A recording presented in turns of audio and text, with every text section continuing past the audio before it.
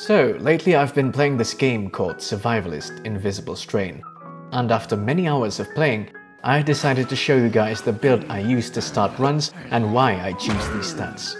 The character I play has 2 fitness stars, 1 star in hand-to-hand, and finally 3 stars in Archery or Firearms. Short explanation is that most of the skills that I choose are skills that take either too long to level up, or it would take too much of a valuable resource to level. Here's the long explanation. Number 1. 2 stars on fitness is because the last thing you want in this game is to ever run out of breath when you are chased by a horde of zombies. The more fitness you have, the more swings you can do, and the more times you can dodge attacks.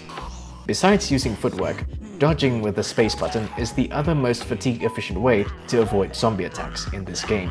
Fitness takes quite a lot of time to level up, and can be dangerous too if you accidentally meet a white strain zombie or a group of raiders mid-run. Number 2. 1 star in hand-to-hand. Although hand-to-hand is absurdly easy to level, and even at no levels you can target a zombie's legs, having 1 star on this skill severely decreases the amount of fatigue necessary for backstabbing zombies, which in turn lets you train stealth faster at the start. Number 3.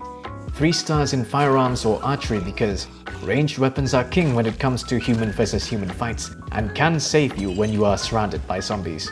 Archery in particular has really good scaling. Another thing to consider is that bullets need level 5 construction to craft and requires resources that are a pain in the ass to get. Arrows on the other hand don't always break, and you can make a simple flint arrow at level 2 construction.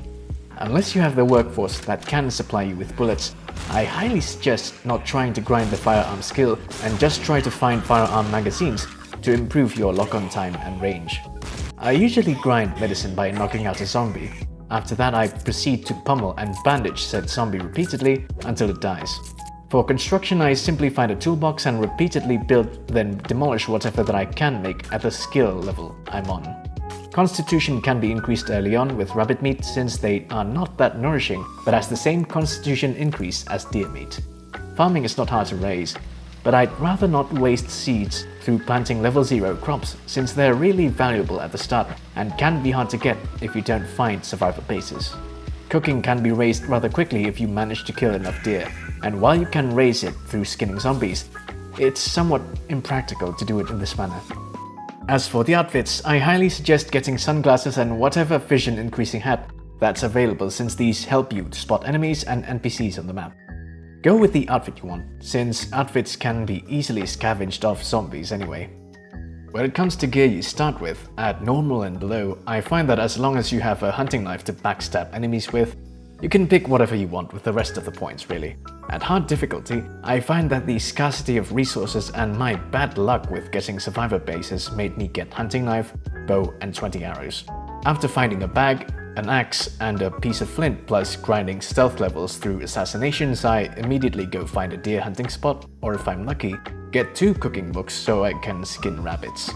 Once my character has 2 cooking stars, he's pretty much self-sufficient at this stage since a single rabbit provides nourishment for 2 days and can be found in many places on the map, unlike deer. People have different opinions on what is the most optimal to have at the start, so if you find a different item to be more useful, don't hesitate to choose that item instead. And that's all I have to say in this video. If it was useful or at the very least amusing, do subscribe and as always, have a great time.